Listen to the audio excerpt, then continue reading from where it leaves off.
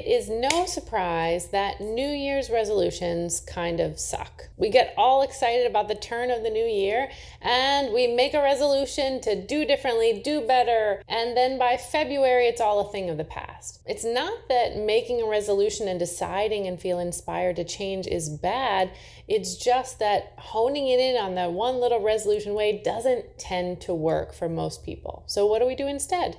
That is what we're talking about in this video.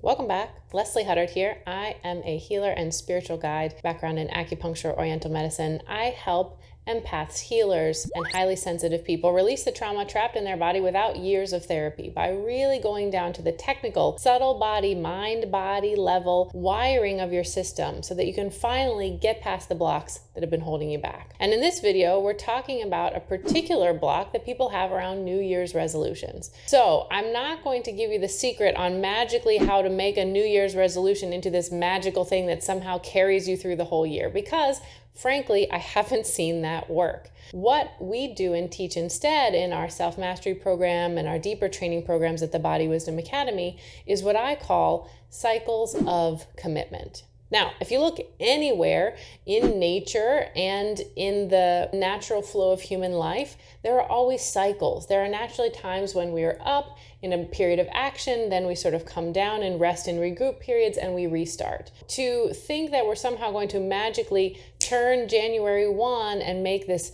radical change of maybe old habits that have been there our whole damn lives isn't really realistic. So what I choose to do and what I've seen work best for people instead is to actually create a cycle of commitment. What does that mean? Well, it means one, that you pick a defined period of time. So whether that's going to be for the next month or for the next 2 weeks or for the next 5 days, make it something small. I would say definitely when you're starting out with cycles commitment, make it less than 30 days. 30 days is the maximum that you want to do for something new that you're really in training for your system. And I would say start with cycles of maybe 14 days at a time. So one, it has a defined time frame. And then two, it has a very clear goal of what you're doing. What that means is you're going to choose your goal. And maybe it's something like work out for this amount of minutes, or I will do this new food habit. You want to, number two, choose appropriately the activity that you're doing. You want it to feel like a little bit of a stretch, but not so far that you know you're going to miss out and you're going to have to move hell and high water just to try to meet your minimum commitment.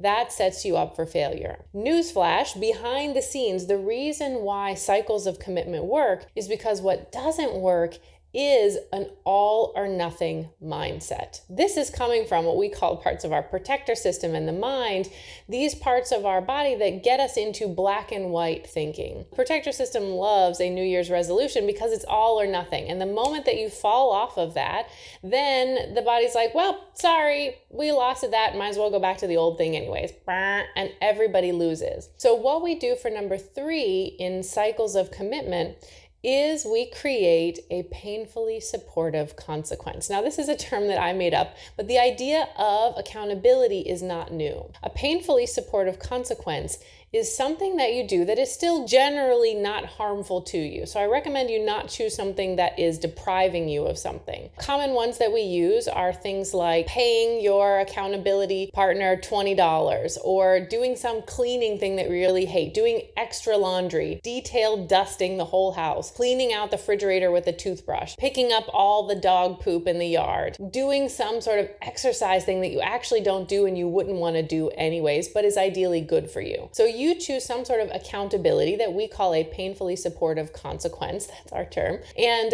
you make a commitment to yourself that during this number 1 period of time, I will do this number 2 activity, and if I fail to do that activity on any particular day that I've committed to, then number 3, instead, the very next day, I will do this painfully supportive consequence, my accountability action, essentially, of what it is. So by choosing an accountability action that you'll do if you lose out or you miss on that thing that you committed to, you are winning either way. This really builds the earth element, the will, the E of the spleen energy in Chinese medicine. So this part of our self-love self. Really the only way that we can build our deep level confidence, our self-love for ourselves in a way that matters, is by making and keeping the commitments that we make to ourselves. Now, we are fallible human beings, so sometimes we're going to say we're going to do things and we're going to fall short. But if you have a backup plan of this accountability action in number 3, and you do that, you actually complete the cycle. You are making that sort of yin-yang cycle complete, and that fuels you to feel successful. It puts some pennies in the jar of the accountability and self-confidence that you're building. And then you complete successfully your time period of cycle. You celebrate your wins.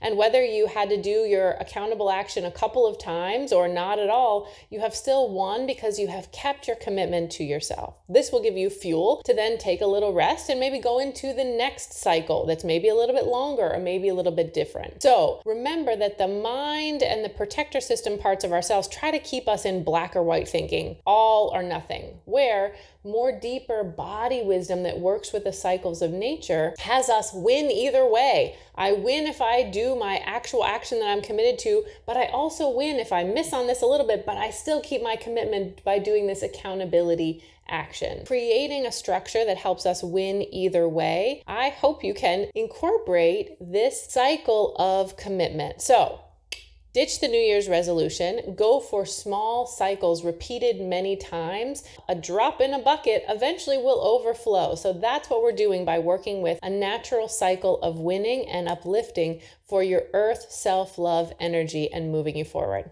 Give it a try and let me know how it goes. And I want to know, I'm always trying to think of these sort of painfully supportive consequences. So if you have a particular one that you're like, oh man, that's a great one for me, drop it in the comments below. I'd love to sort of get some more ideas of what we can recommend to people for their painfully supportive consequences and accountability actions. You are a soul with a body and you deserve great things. This is Leslie Huddart, and I'll see you next time.